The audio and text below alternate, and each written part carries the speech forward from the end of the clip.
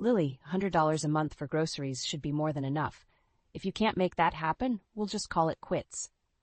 Matt's words hung in the air like a bad smell. I stared at him, feeling a cold disbelief wash over me. You've got to be kidding me, I said, trying to keep my voice steady. No joke. He leaned back in his chair, arms crossed, a smug smile playing at his lips. Prove you're not that useless, Lily, or we're done. I clenched my fists, fighting the urge to scream. This was the man I'd married? My husband of 5 years? I took a deep breath, the anger coursing through me like wildfire. Fine, I said, finally managing to speak. I'll do it. Matt shrugged as if it were no big deal. Good luck with that, he said, already turning his attention back to his laptop. I walked to the kitchen, his words echoing in my head. Useless. The man who used to praise my cooking, who loved every meal I put on our table, now reduced me to this? I grabbed a notepad and started jotting down meal ideas, my mind racing with determination. That night, as I lay in bed beside Matt, I stared at the ceiling. He was already asleep, completely unbothered by his cruel ultimatum. I replayed our conversation, every word a dagger to my heart, and something inside me shifted. This challenge wasn't just about groceries. It was a test of my worth, a value he'd callously questioned. I wasn't going to let him win. The next morning, I woke up early and headed to the store with my notebook in hand. I had a list, carefully planned out to stretch every dollar. As I walked through the aisles, I felt a strange mix of rage and resolve fueling my steps. I'll show him, I muttered under my breath, reaching for the discounted vegetables. By the time I returned home, I was exhausted but determined. I pulled out my phone and started filming. Hey everyone, it's Lily. Today we're tackling an impossible challenge, a month's worth of groceries on $100. As I chopped and cooked, I felt the knot in my chest begin to ease. The camera became my confidant. I shared recipes, tips, and tricks, pouring my heart into every post. The notifications soon started to ping. Comments, likes, new followers, total strangers cheering me on in this absurd quest. When Matt walked into the kitchen that evening, I was plating dinner. Smells good, he said, eyeing the meal with a rare hint of approval. I didn't answer. I was too fired up, too focused on proving him wrong through every flavorful bite. As days turned into weeks, my online community grew. Each meal I managed under the budget felt like a victory, not just over Matt's challenge, but over his belittling judgment. The more successful I became online, the more I realized how much I had let myself be defined by his cruel standards.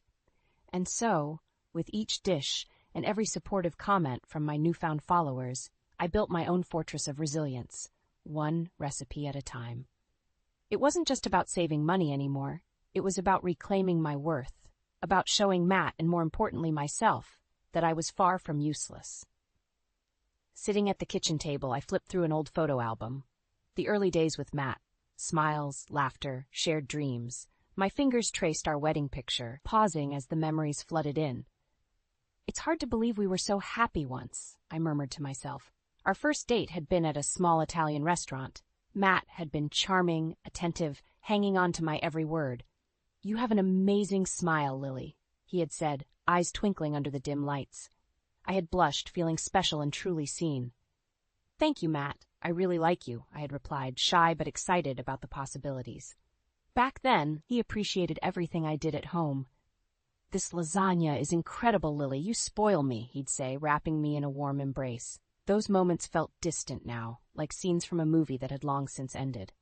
I shook off the nostalgia and stared at my camera. My growing hobby on social media had become my refuge. Hey everyone, it's Lily again. Today I'm sharing my favorite lasagna recipe, affordable and delicious, I said, starting the recording. Cooking had always been my joy, and sharing it on social media was a way to reclaim a piece of myself. As I cooked, memories of Matt and me laughing in the kitchen played in my mind. He used to help me chop vegetables, sneaking kisses in between. But that laughter had been replaced by his cold eyes and harsh words. Scrolling through old photos, one caught my eye.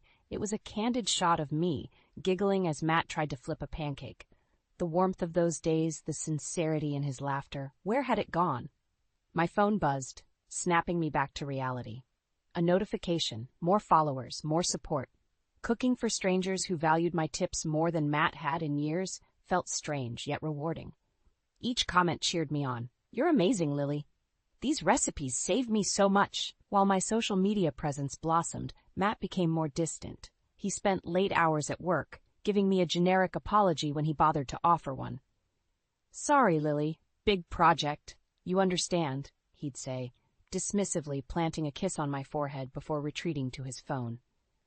With cooking videos and the supportive online community, I found myself less concerned about Matt's coldness.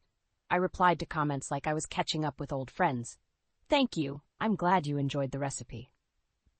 One afternoon, I set up my camera for another video when an idea struck me. I opened the fridge and checked its sparse contents. "Let's make something amazing with what we've got. Watch how we turn these scraps into a feast," I declared, hitting record. It was both a challenge and a defiance against Matt's cruel test. That night, as I set the table with a humble but delicious dinner, I waited for Matt's reaction. "This looks good," he said grudgingly, eyes not meeting mine. The praise felt hollow, almost mocking, but inside, I knew I was more than his cruel words. With every dish I shared, with every follower gained, I rebuilt my confidence. Matt would come home later and later, and the man in those happy photos felt like a stranger. But I found solace in my own growth and the strength I never knew I had. We used to laugh together, dream together.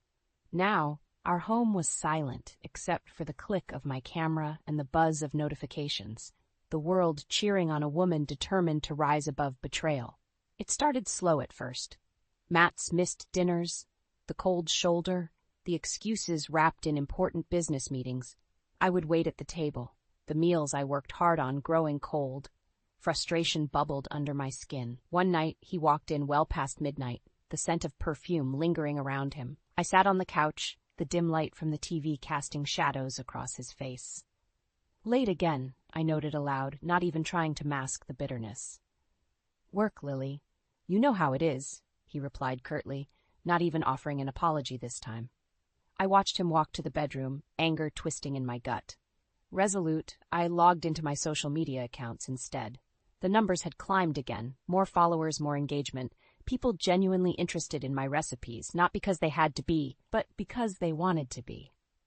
"Hang in there, you're doing amazing, Lily," one follower commented, lifting my spirits in small yet meaningful ways. As Matt's absences grew more frequent, I threw myself deeper into my content. Each meal, each new recipe shared became my silent rebellion. It was more than cooking, it was proof of my worth. I filmed everything, from budget-friendly gourmet meals to heartfelt kitchen hacks. The community's love and support started filling the void Matt left. "Hey guys, today we're making a $5 feast," I said into the camera, a determined smile on my face. Despite everything, I felt a strange sense of empowerment. Each new like and comment validating my efforts, but the doubts still gnawed at me. One afternoon, as I chopped vegetables for a new video, I broached the subject that had been on my mind. As Matt walked in the door, I turned to face him. "Matt, have you thought about starting a family?" I asked, voice steady though my heart raced. He looked at me like I had just suggested the most ridiculous thing imaginable. "A family, Lily? We can barely manage as it is. What makes you think we're ready for that?" His words were sharp, cutting deeper than the knife in my hand. "Is it really about that, or are you just not interested?" I pressed, needing to hear the truth. "Don't start with this now. I'm too tired for your nonsense," he snapped, brushing past me again. The sting of his rejection settled deep. With Matt coming home less and less, the house felt empty. His coldness was a stark contrast to the warmth and excitement I found online. It became routine, his late nights, my growing channel. I knew something wasn't right, but I also knew I needed more than his disdain. I kept filming and posting, each video a small victory. As my small success started to translate into brand deals, I felt the tide turning. The nights Matt spent away from home only fueled my drive. Despite the pain and isolation, I found comfort in the screen's glow, a beacon of hope and validation. Little did Matt know, his neglect and cruelty were pushing me toward something stronger. His distance gave me room to grow, to prepare for what was coming next. With every new follower and every night spent alone, I found resilience I never knew I had. I was on the brink of uncovering Matt's true nature, and when I did, he'd see just how strong I had become. Another day, another challenge. This would be the third week since Matt dropped the bomb with his ultimatum, and my spirits were oddly high. The $100 grocery budget had become my battlefield, and I was winning. I prowled the aisles of the supermarket looking for deals, comparing prices. People might say it's impossible, but I'd managed to stretch every dollar. I picked up a pack of chicken thighs, discounted and perfect for multiple meals. When I returned home, I set up my camera. Hey everyone, today we're making 3 meals out of this pack of chicken. Can we do it? Of course we can. I began filming with a confidence that felt almost strange, yet very real. As my audience cheered in the comments, Matt's absence became a dull ache in the back of my mind. His late nights continued, his presence at home minimal. I moved around the kitchen like an artist in her studio, every chop of the knife a brushstroke against the canvas of betrayal he had painted. Matt stumbled through the door later that night. I was on the couch, answering messages from my followers. He walked into the kitchen, looking around for the meal I'd prepared. "Where's dinner?" he asked, voice gruff from what I guessed was another night out. "In the fridge. I saved you a plate," I replied without looking up. He grumbled as he heated it up. "You know, this budget thing isn't going to work forever," he said between bites, his tone laced with condescension. "Maybe not," I replied calmly, typing another response on my phone. "But I'm making it work now." At the end of the month, I reviewed our expenses. I had done it. I proved him wrong. I filmed a special video to mark the achievement. "Hey everyone, guess what? We've completed an entire month on a $100 grocery budget, thanks to all your support." My followers' encouraging comments poured in. Matt's reaction, however, was as heartless as ever. "So you did it. Big deal. Don't expect a medal," he said, tossing the statement carelessly over his shoulder. Frustration bubbled up, but I swallowed it down, determined not to give him the satisfaction of seeing me upset. Instead, I poured all of it into my cooking. Every critique from Matt was met with another video, another shared recipe. The tension in the house was palpable, the air thick with unspoken words. Our conversations were limited to basics, a flimsy facade of normalcy. Meanwhile, my social media presence grew stronger each day. Fans eagerly awaited my posts, and engagement skyrocketed. One evening, while editing a new video, I heard Matt on the phone in the next room. His voice was low and secretive. "Yeah, I'll see you tomorrow night. Same place." I paused, the words hanging in the air. A cold realization began to form. It wasn't just work keeping him away. My hands shook as I continued editing, playing the dutiful wife while pieces of a darker puzzle slowly clicked into place. The $100 challenge had come and gone, but something far more challenging was on the horizon. But first, I needed proof. Proof that he was the vile and manipulative man I was beginning to see clearly. From that moment on, every step, every meal, every message to my followers became more than just a hobby. It was preparation for a showdown I knew was inevitable. And I would be ready. Mark my words. I would be ready. I was unloading groceries when I heard Matt's voice from the living room. He was on the phone again, talking in that hushed tone he'd adopted lately. This time, I was determined to catch every word. "No, Lily doesn't suspect a thing," he said, a disgusting smirk in his voice. "Meeting you is the only thing keeping me sane right now." My heart hammered in my chest. I crept closer, hiding behind the kitchen door. "Don't worry, Taylor. Friday night is ours. She thinks it's another late meeting." I felt the blood drain from my face. Matt was having an affair. My body moved on autopilot, arranging groceries while my mind raced. I needed proof. Later that night, lying next to the man betraying me, I stared at the ceiling, feeling the weight of his deceit. But instead of falling apart, I felt a steely resolve harden within me. I reached out to my growing community online for the strength to follow through. The next day, I called a private investigator. "I need your help," I said, clutching the phone tight. "I think my husband is cheating on me." "Let's meet. I can discuss what we'll need to do," he responded, his voice firm yet kind. After our meeting, the investigator began his work while I threw myself back into my cooking videos. On social media, I smiled and shared, all while piecing together the destruction Matt was bringing into our lives. As I documented recipes, the investigator gave me regular updates. "He's definitely involved with someone named Taylor. They've been meeting at the same hotel every Friday night," he informed me one evening. It stung, but I kept calm. "Thank you. Keep digging," I replied. determination underscoring every word. The evidence piled up quickly. Photos of Matt with Taylor, incriminating text messages, receipts for lavish dinners and gifts. It was sickening. Each new piece of information was both a dagger to my heart and a nail in his coffin. On the Friday of their next rendezvous, I put on my dinner table smile as Matt prepared to leave. "Big project tonight?" I asked sweetly.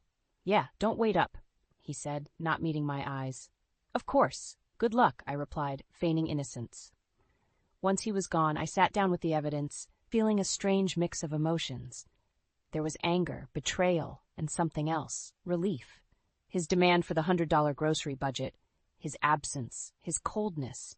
It all made sense now. I stared at the pile of proof before me. The private investigator had even gathered videos, Matt laughing intimately with Taylor, looking at her the way he used to look at me. The anger simmered, but I held it back. The next morning, I confronted Matt. Evidence spread out on the table. "Care to explain this?" I asked, voice steady but cold. His face went pale, eyes widening as he took in the photos and texts. "It's not what it looks like." "Save it," I snapped, cutting him off. "I know everything. About Taylor, about the money you've been wasting on this affair. You thought making me stretch $100 would distract me?" He opened his mouth, but no words came. The shock, the guilt, the realization of what he'd done, it was all written on his face. "From now on, you're on your own," I said, packing the evidence into a folder. "I'll be talking to a lawyer. We're done, Matt." As I walked away, I felt lighter, stronger. Out of Matt's betrayal, I had found my own power. And this was just the beginning. The next morning, I woke up before dawn, the weight of what I'd uncovered giving me no rest. But today was different. Today wasn't about waiting. It was about action. As Matt stumbled into the kitchen, barely awake, he didn't even glance at me. "Where's my breakfast?" he growled, his usual demands cutting through the silence. I met his eyes with an icy stare. "You want something to eat?" I tossed a crumpled $2 bill on the table. "Here's $2. Get yourself some cheap junk. Figure the rest out yourself." He froze, confusion and anger flashing across his face. "What do you mean? This is ridiculous." I didn't flinch. "Ridiculous? You think your affair is ridiculous? I know everything, Matt. Taylor, the hotels, the money you've wasted." I threw the folder of evidence onto the table, its contents spilling out. His face turned a sickly pale. "Lily, I can explain." "No, you can't." I kept my voice firm, every word a blow to his crumbling facade. "You pushed me to prove my worth. You tested me. Now it's my turn." I watched him scramble to find words, any words, but there was nothing left to say. I reveled in the silence, then turned and walked away, leaving him amidst the evidence of his betrayal. Once I was out of the house, I called my lawyer. "I need to file for divorce, and I want to make sure he pays for what he's done." My lawyer, Sarah, didn't miss a beat. "Gather all financial records, any proof of infidelity, anything that shows misconduct. We'll make sure he gets what he deserves." Armed with her guidance and my newfound determination, I dove into preparing my case. At the same time, my social media following was buzzing. Subtly, I started sharing snippets of my story without mentioning Matt directly. Sometimes, life throws challenges that test our strength. I posted alongside a photo of a simple yet elegant meal. The comments overflowed with support, my online community rallying around me in ways I'd never expected. Each day, I became more focused. Sarah and I met regularly, carefully piecing together the case that would ensure justice. Meanwhile, Matt's attempts at reconciliation became more desperate. "Lily, can we talk?" he pleaded one evening, blocking my path in the hallway. "There's nothing to talk about," I replied, pushing past him with a cold stare. His workplace caught wind of his affair soon after. Whispers and side glances followed him in the office. Taylor, now exposed, tried to keep her distance, leaving him more alone than ever. As my cooking brand continued to rise, I felt the tide shifting. My focus wasn't revenge for its own sake. It was reclaiming my life, my worth. I plunged into new projects, developing recipes, and making plans for a future without Matt. On the day of our court hearing, I walked into the courthouse with Sarah by my side. Matt looked gaunt, defeated. The evidence was overwhelming, and the judgment was swift. He would pay dearly, financially through alimony, and socially as his reputation lay in tatters. As we exited the courtroom, Sarah turned to me, her smile filled with genuine warmth. "You did it." I nodded, a weight lifting off my shoulders. This is just the beginning. Walking out of the courthouse, I felt an unfamiliar lightness. It wasn't just about winning the case, it was the freedom from years of deceit and manipulation. But the journey wasn't over. Matt's world was only beginning to crumble. The first crack appeared when Taylor publicly distanced herself from him. Word of their affair spread like wildfire in his professional circles. "I can't be associated with this mess," she told him during their last clandestine meeting, which ironically wasn't so clandestine anymore. The private investigator had made sure those images surfaced at just the right time. Matt staggered into the house late that evening, a shadow of his former self. "Lily, please. Can we talk?" His voice was strained, desperate. I glanced at him with detached indifference. "We have nothing left to discuss. You made sure of that." He tried to approach, but I stepped back, a barrier he couldn't cross. He was imploding, and for the first time I felt nothing but a cold, distant satisfaction. That night, I posted a new video, my mind whirling with new ideas. "Hey everyone, today's recipe is all about fresh starts and new beginnings. Let's make something amazing." The community's responses poured in, each comment a brick in the new foundation I was building. Meanwhile, Matt's downfall accelerated. News of his affair leaked to his boss. The company couldn't risk the scandal. He was summoned to a meeting and returned home with a cardboard box filled with his desk's remnants. "I lost my job, Lily," he muttered, helplessly dropping the box by the door. "Not my problem," I said, not even bothering to look up from my laptop. I was deep into planning my next online event, a cooking class live stream that was already attracting sponsors. Days turned into weeks, each one worse for Matt. Without his job, his income plummeted. The judgment from the court added a financial strain he couldn't handle alone. His so-called friends vanished, each slipping away to avoid the mess he had become. One evening, sipping coffee in my new favorite cafe, I received an email. My first cookbook was officially published and ready for pre-order. I could hardly contain my excitement. I shared the news with my followers, the comments overflowing with encouragement and pride. Returning home, I found Matt rummaging through old bills, his despair palpable. "I don't know how to fix this, Lily," he said, tears brimming in his eyes. "That's your mess to clean up," I replied coolly. "You brought this on yourself." Watching him unravel was a stark reminder of the man he truly was, a man who tried to break me but ended up shattering himself. I felt a strange sense of closure. Moving forward, I immersed myself in new projects, cooking segments, sponsorship deals, and community events. Each success was mine alone, a testament to my resilience. Matt moved out a month later, defeated and broken. The house, now silent without his toxicity, became my sanctuary. I redecorated, shifting from old memories to new aspirations. From the ashes of betrayal, a stronger me had emerged. With my growing brand and supportive followers, I was ready to embrace a future untethered from the past. My story wasn't about revenge or loss anymore. It was about rebirth, a new chapter waiting to be written. The first morning in my new apartment was surreal. Sunlight streamed through the windows, casting a warm glow over the minimalist furniture I'd carefully chosen. The space felt fresh, free from the shadows of the past. I brewed a cup of coffee and took a deep breath. The air smelled like potential, like new beginnings. With my recipe book published and my social media thriving, today marked the start of something beautiful. I sat down at my kitchen counter, scrolling through messages from followers. "Congratulations on the new book, Lily. Can't wait to try the recipes." Each comment felt like a step farther from my old life. As the day progressed, I finalized details for a cooking event, a live class that had drawn considerable interest. My phone buzzed incessantly with notifications, each one a reminder that I was building something all on my own. A knock at the door interrupted my thoughts. It was a delivery, a bouquet of vibrant sunflowers with a note, "To new beginnings. With love, your fans." I smiled, placing the flowers on the table. Their brightness mirrored my newfound optimism. Later, preparing for the live stream, I couldn't help but think of how far I'd come. The screen blinked to life and hundreds of faces filled the grid, each one eager to learn from me. Welcome, everyone. Today, we're making a special recipe from my new book.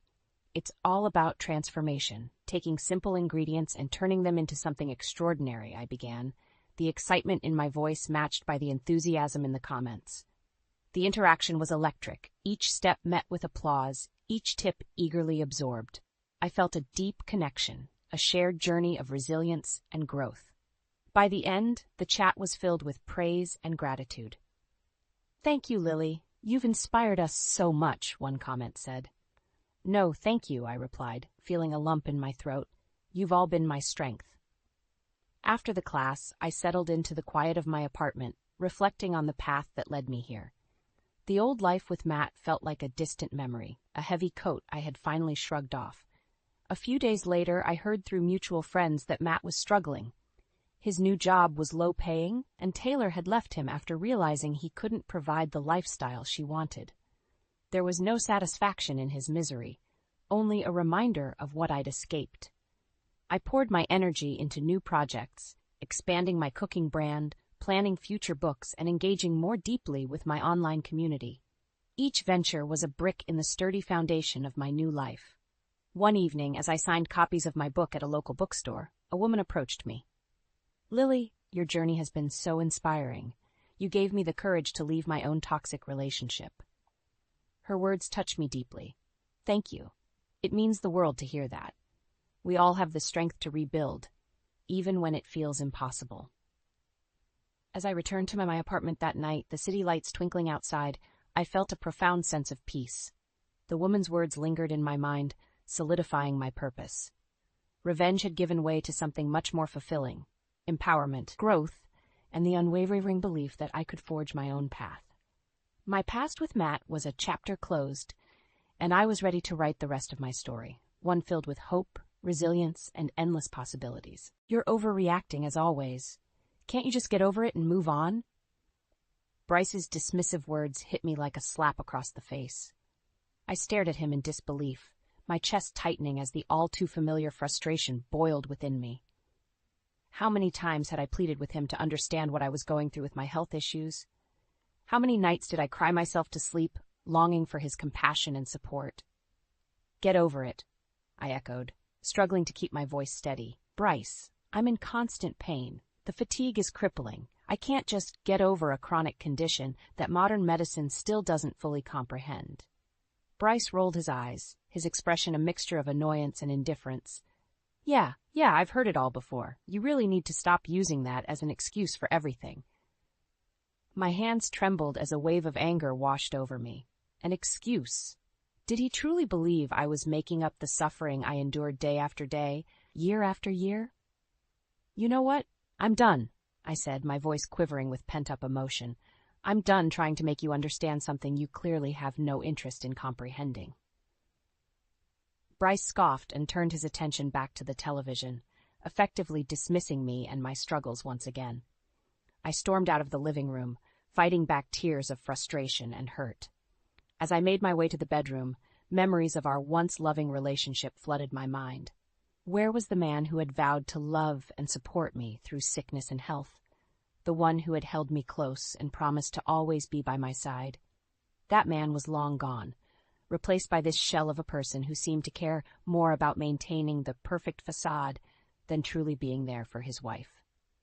I collapsed onto the bed, burying my face in the pillow as sobs racked my body.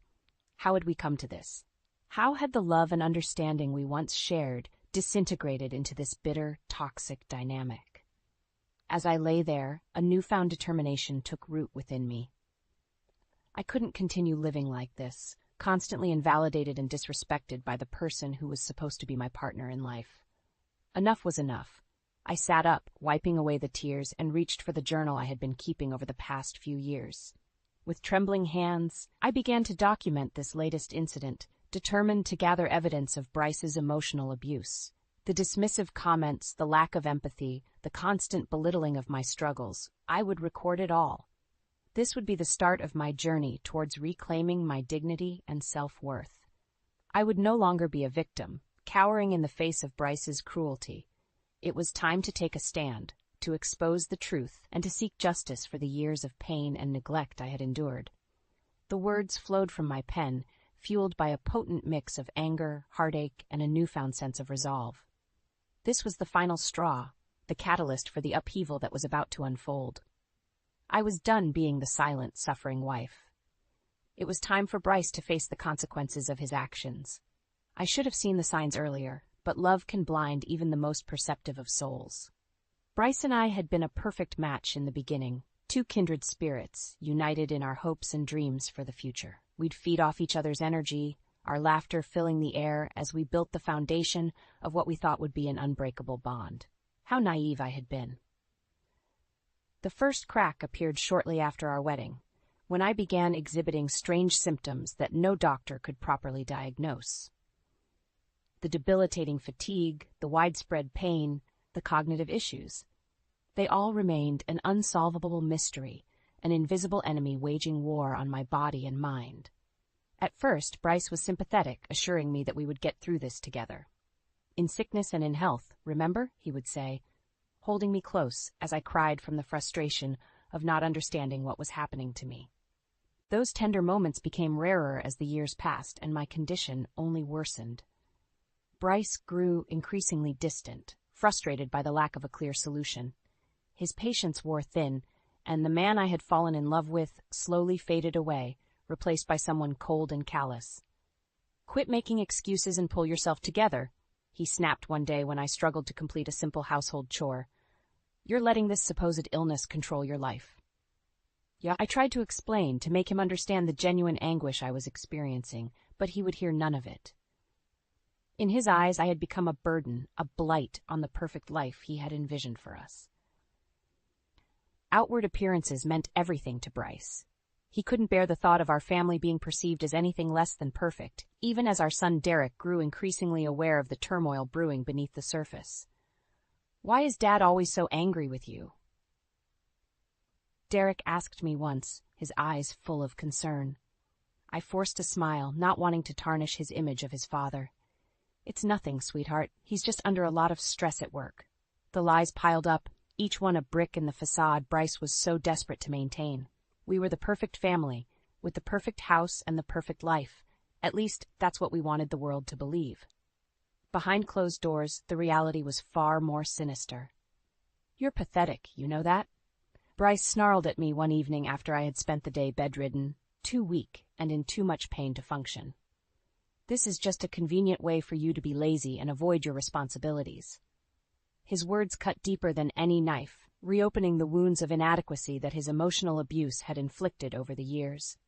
I wanted to scream, to hurl every ounce of anguish back in his face, but the strength had long since been drained from me. So I remained silent, my tears the only outward display of the turmoil raging within. That's when I knew the man I had married was gone, consumed by his obsession with maintaining the illusion of perfection.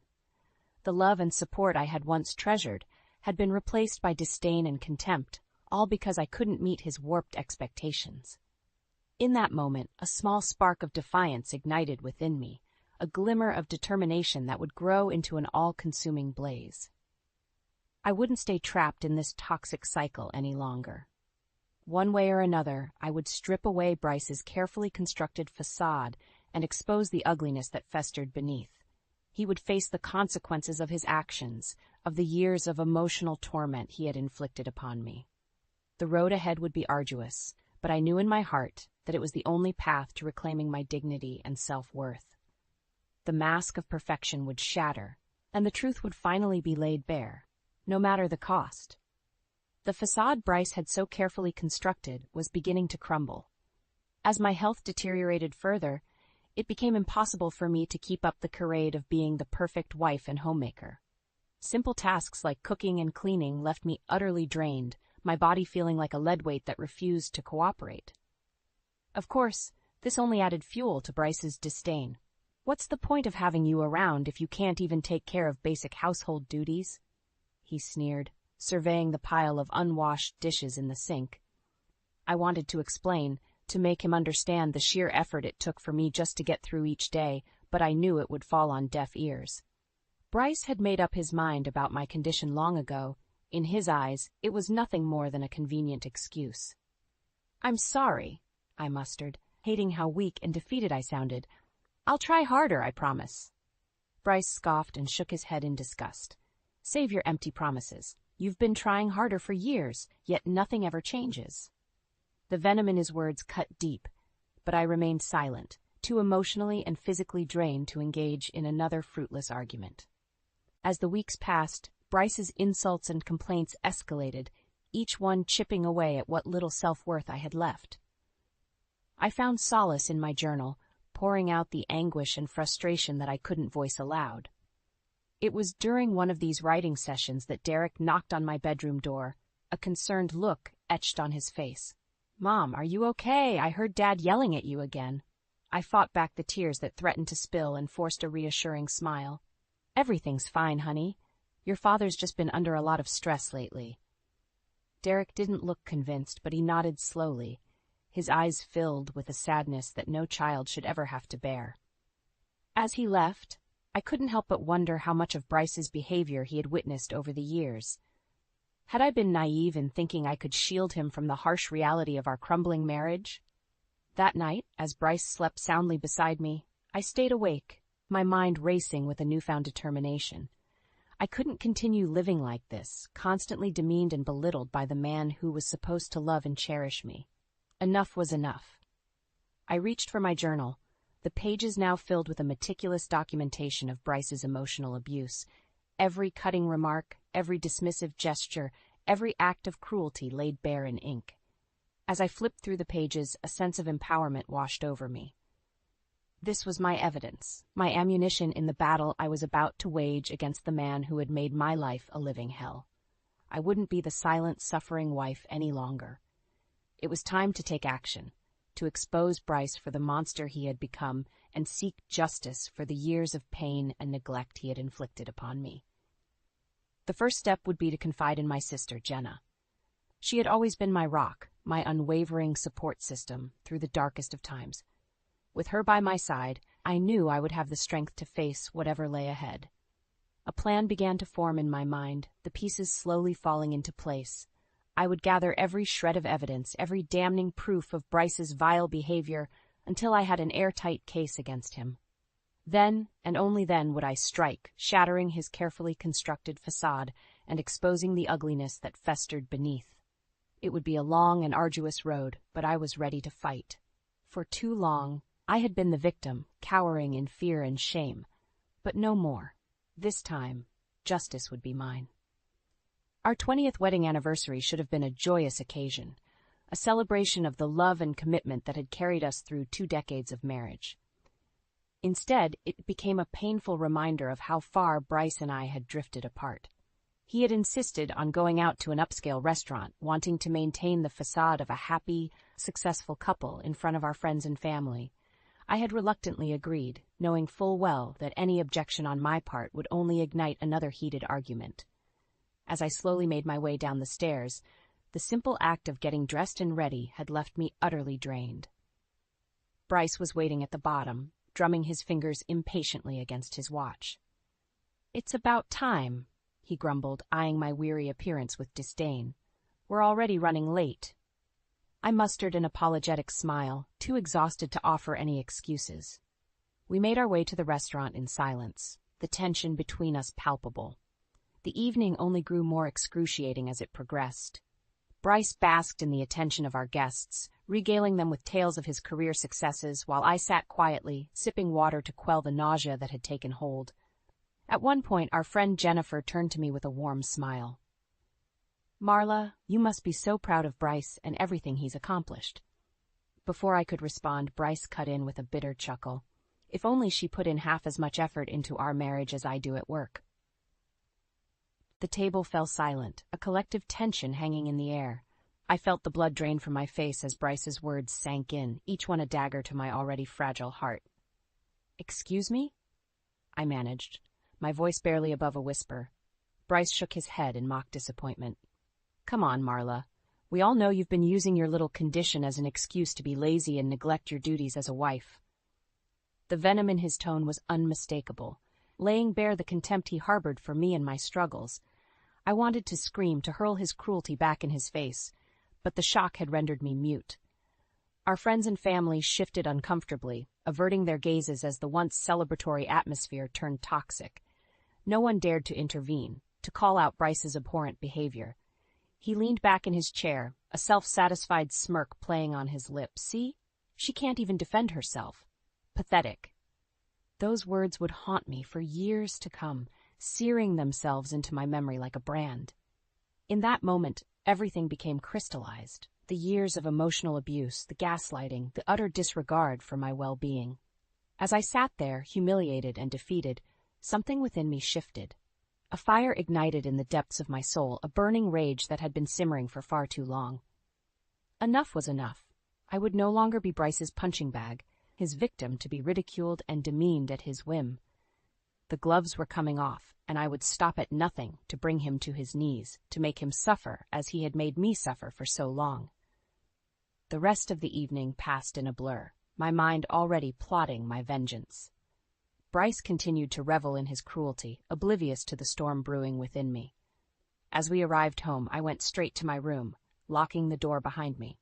I reached for my journal, my hands trembling, as I began to document every agonizing detail of the night's events. This would be the tipping point, the catalyst that would set my plan into motion. Bryce had crossed a line that could never be uncrossed, and he would pay dearly for his transgressions. I would gather every shred of evidence, every recorded instance of his emotional and psychological torture. Then, when the time was right, I would unleash it all upon him, shattering his world and leaving him to contend with the consequences of his actions. No more suffering in silence, no more being the victim. It was time for Bryce to face the wrath he had so recklessly provoked. In the days following our disastrous anniversary dinner, I could feel a shift taking place within me. The years of pent-up anger and resentment had finally reached a boiling point, igniting a fire that burned with the intensity of 1,000 suns. Bryce, oblivious as ever, carried on as if nothing had happened. He went about his daily routine, leaving for work each morning with a casual "see you later" tossed over his shoulder. Meanwhile, I stewed in my righteous fury, meticulously documenting every instance of his cruelty in my journal. It was during one of these writing sessions that Jenna stopped by unannounced. She took one look at my reddened eyes and the turmoil etched into my features before enveloping me in a tight embrace. "Oh, Marla," she murmured, her voice laced with concern. "What's going on?" I pulled away, steeling myself against the torrent of emotion that threatened to spill forth. "It's Bryce," I began, the words tumbling out in a rush. He humiliated me, Jenna, in front of everyone at our anniversary dinner." Jenna's brow furrowed as I recounted the painful details, her expression darkening with each word. By the time I had finished, her hands were balled into tight fists, trembling with barely contained rage. "That bastard," she hissed, her eyes blazing with a protective fury. "How could he treat you like that? After everything you've been through?" I shook my head, feeling a sudden surge of determination. "I can't live like this anymore, Jenna. The emotional abuse, the constant belittling, it has to stop." Jenna nodded, her jaw set in a firm line. "You're right. Enough is enough. What are you going to do?" A plan had already begun to take shape in my mind, a meticulously crafted blueprint for revenge. "I'm going to gather evidence," I explained, my voice steady and resolute. "Every recording, every journal entry, every shred of proof of Bryce's cruelty. Then, when the time is right, I'm going to unleash it all and watch his world crumble around him." Jenna's eyes widened, a mixture of shock and admiration flickering across her features. "Marla, are you sure about this? This is a nuclear option. There's no going back once you pull the trigger." I nodded, my jaw clenched with grim determination. I've never been more sure of anything in my life. Bryce needs to face the consequences of his actions, of the years of emotional torture he's put me through. He needs to be exposed for the monster he truly is. A slow smile spread across Jenna's face, a fierce pride radiating from her very being. "Okay, sis, I'm in. Whatever you need, I've got your back." Relief washed over me, knowing that I wouldn't be facing this battle alone. With Jenna by my side, I felt an overwhelming sense of strength, a certainty that I would emerge victorious. Over the next few weeks, we worked tirelessly, gathering every scrap of evidence we could find. Journals, recordings, photographs, nothing was left out. We built an ironclad case against Bryce, one that would leave no room for doubt or denial. As our arsenal grew, so too did my sense of empowerment. The fear and shame that had once shackled me began to dissipate, replaced by a burning desire for justice and retribution. Bryce remained blissfully unaware of the storm brewing, carrying on with his daily routine as if nothing were amiss. He would sneer at me whenever our paths crossed, his lips curling in a contemptuous sneer that only fueled my determination. "What's the matter, Marla?" he would taunt. "Still wallowing in self-pity, I see." I would meet his gaze, unflinching, biting back the biting retort that danced on the tip of my tongue. Soon, I told myself. Soon, he would pay for every ounce of pain and humiliation he had inflicted upon me. As the final pieces of our plan fell into place, I felt a sense of exhilaration coursing through my veins. The day of reckoning was fast approaching, and Bryce had no idea what was in store. He had made the mistake of underestimating me, of believing that I would cower and submit to his abuse forever. But no more. This time, I would be the one holding all the cards, and Bryce would learn the true meaning of suffering. The facade he had so carefully constructed was about to come crashing down, and I would be the one wielding the sledgehammer. The day of reckoning had finally arrived, and I could feel the adrenaline coursing through my veins. Jenna and I had spent weeks meticulously planning every detail, leaving no stone unturned in our quest for justice. It was the annual Wyatt family reunion, a gathering that Bryce had always insisted on attending, despite our crumbling marriage. This year, however, the event would serve as the perfect stage for his downfall. As we pulled into the driveway of my parents' home, I could see the familiar faces of extended family members already gathered on the lawn. Bryce plastered on his usual charming smile, ever the master of deception. "Remember, honey," he murmured, leaning in close, "we have to keep up appearances. No need to burden everyone with our personal issues." I fought back the urge to recoil from his touch, nodding in feigned agreement. Little did he know, the facade he had so carefully cultivated was about to be shattered beyond repair. We mingled with the crowd, making small talk and accepting well wishes from relatives we hadn't seen in ages. All the while, Jenna and I exchanged covert glances, silently signaling that it was time to put our plan into motion. After the initial greetings had concluded, Jenna cleared her throat, calling for everyone's attention. "If I could have a moment, please," she began, her voice ringing out across the lawn. "There's something important that needs to be addressed." Bryce shot me a quizzical look, but I remained impassive, my expression betraying nothing.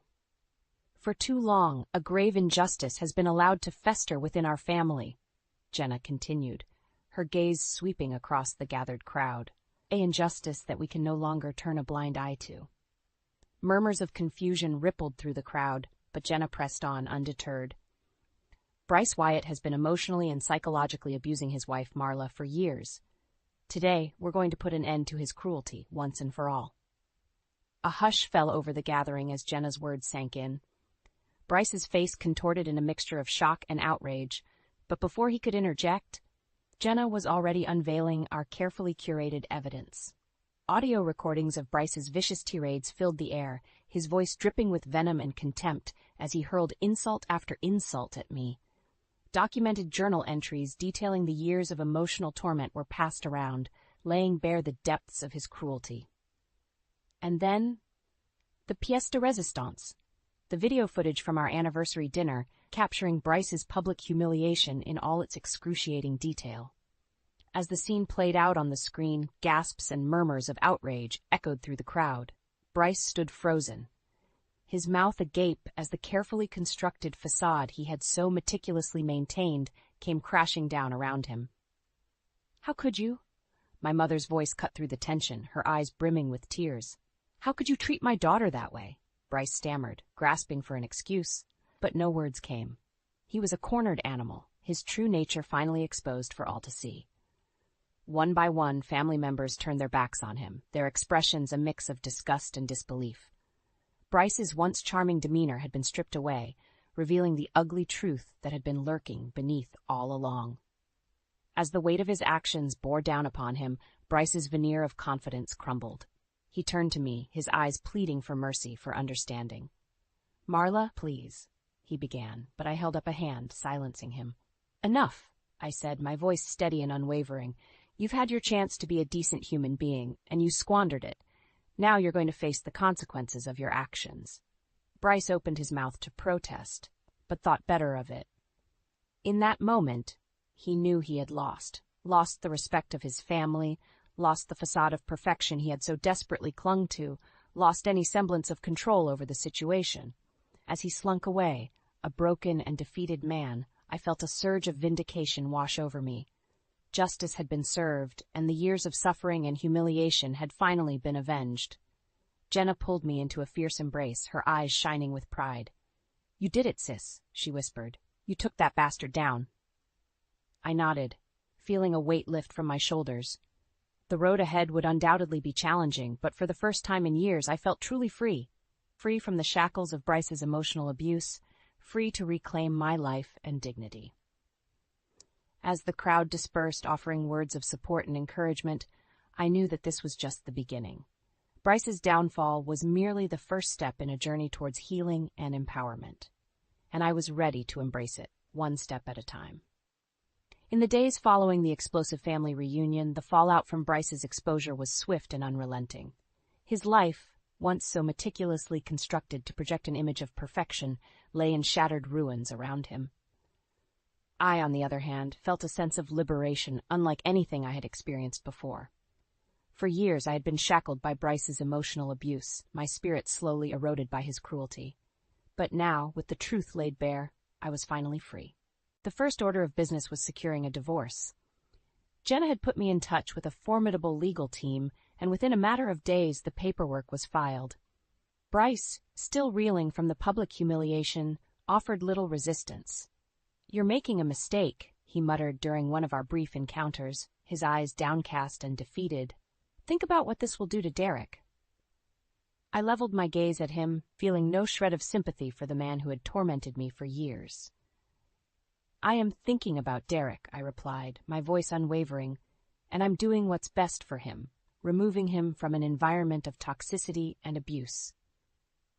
Bryce flinched as if he had been struck, but I pressed on, relentless.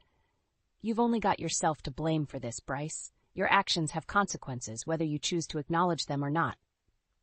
With that, I turned and walked away, leaving him to stew in the wreckage of his own making. As news of our impending divorce spread, the backlash against Bryce intensified. Friends and colleagues who had once praised his accomplishments now distanced themselves, unwilling to be associated with a man exposed as an emotional abuser. Even Derek, our once doting son, could no longer bring himself to look his father in the eye. "How could you treat Mom like that?" he asked during one of their strained encounters, his voice thick with emotion. "She sacrificed everything for this family, and you just... Words failed him, but his expression spoke volumes. The hero worship he had once held for Bryce had been shattered, replaced by a profound sense of disappointment and betrayal. Bryce, for his part, tried to cling to the tattered remnants of his former life. He lashed out at me, accusing me of turning his own family against him, of poisoning their minds with lies and deceit. "You're a vindictive, spiteful woman," he snarled during one of his tirades. "You'll regret this, Marla. Mark my words." But his threats rang hollow, devoid of the power and menace they once held. I simply stared back at him, unmoved by his pathetic attempts at intimidation. "I don't regret a thing, Bryce," I replied, my voice laced with a steely resolve. "For the first time in years, I'm living in the truth, something you've clearly never been able to handle." His face contorted in a mask of rage, but I had already turned away, leaving him to wallow in his own self-pity and delusion. With each passing day, Bryce's world continued to crumble around him. His once thriving career began to unravel as clients and business partners severed ties, unwilling to be associated with such a tarnished reputation. It was a sight to behold, watching this once proud man brought to his knees by the very demons he had unleashed upon me. And yet, I felt no pity, no shred of remorse for the suffering he now endured. This was justice, pure and simple, a reckoning long overdue. As the divorce proceedings neared their conclusion, I found myself reflecting on the long and arduous journey that had led me to this point. The years of suffering, the constant belittling and emotional abuse, the endless nights spent wondering where the man I had married had gone. But now, as I prepared to embark on a new chapter of my life, those memories seemed to fade into the distance. The shackles that had once bound me had been broken, and I was finally free to spread my wings and soar. Jenna pulled me into a fierce embrace as the final papers were signed, her eyes shining with a mixture of pride and relief. "You did it, sis," she whispered, her voice thick with emotion. "You survived the storm, and you came out stronger on the other side." I nodded, feeling a weight lift from my shoulders. The road ahead was uncertain, but for the first time in years, I felt a glimmer of hope, a belief that better days lay ahead, free from the toxicity and cruelty that had once defined my existence. As I stepped out into the world, a newfound sense of empowerment coursed through my veins. I was a survivor, a warrior who had faced the darkness head-on and emerged victorious. And Bryce? Well, he was nothing more than a footnote in my story, a mere obstacle that had been overcome, a reminder of the strength and resilience that burned within me. The future was mine to shape, and I intended to seize it with both hands, leaving the pain and suffering of the past far behind me. A new chapter was about to begin, and I couldn't wait to see what it had in store. Chapter 8: A New Beginning. The divorce had been finalized, and with it, a weight had been lifted from my shoulders. I was officially free from the shackles of Bryce's emotional abuse, free to start anew and reshape my life on my own terms. Of course, that didn't mean the process was easy. There were still hurdles to overcome, lingering scars from years of torment that would take time to heal. But I was committed to the journey, fueled by a newfound sense of determination and self-worth. The first order of business was securing a favorable settlement, one that would provide me with the financial means to build the life I deserved. Jenna's legal team had proven their mettle, negotiating a generous payout that encompassed a sizable portion of our shared assets. "You earned every penny of this, Marla," Jenna assured me as we reviewed the settlement details. "Don't let anyone tell you otherwise." I nodded, still somewhat in disbelief that this chapter of my life was truly coming to a close. For so long, I had been trapped in a cycle of fear and self-doubt, conditioned by Bryce's emotional manipulations to believe that I deserved nothing better. But now, with the evidence of his cruelty laid bare and the law on my side, I could finally break free from those toxic thought patterns. I was worthy of happiness, of respect, of building a life on my own terms. With the financial security provided by the settlement, I made the decision to invest a portion of the funds into a cause close to my heart, a foundation dedicated to supporting others suffering from the same chronic condition that had once been the catalyst for Bryce's abuse. It was a way for me to turn my pain into purpose, to ensure that no one else would have to endure the isolation and emotional torment that I had faced for so many years. "This is amazing, Mom," Derek said, his eyes shining with pride as we toured the Foundation's newly opened headquarters. "I can't think of a better way to help people and raise awareness." I pulled him into a tight embrace, overwhelmed by the surge of emotions welling up within me. For too long, I had shielded Derek from the harsh realities of my marriage, desperate to preserve his image of his father. But now, with the truth laid bare, we were able to forge a deeper connection, built on honesty and mutual respect.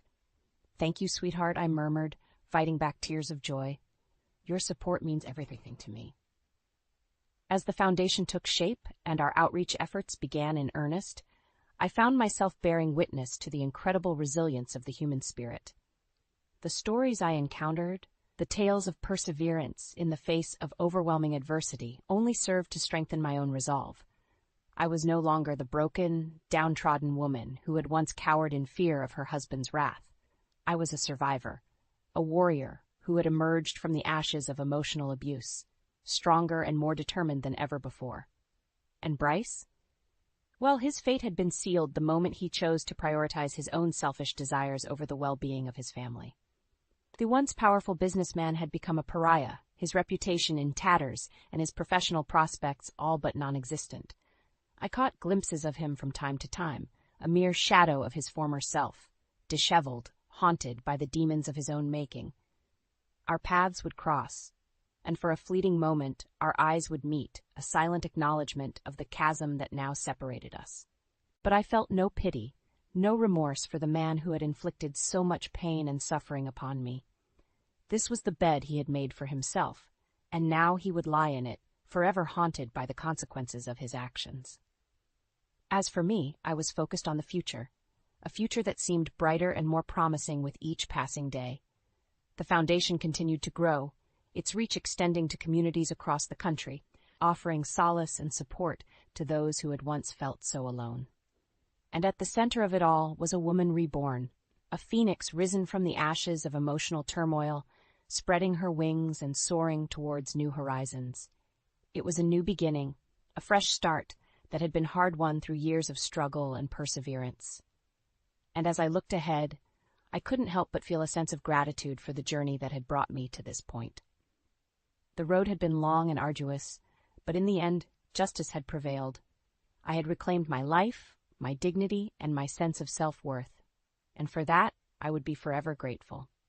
A new chapter was unfolding, and I intended to embrace it wholeheartedly, leaving the pain and anguish of the past firmly behind me. The future was mine, and I couldn't wait to see what it had in store.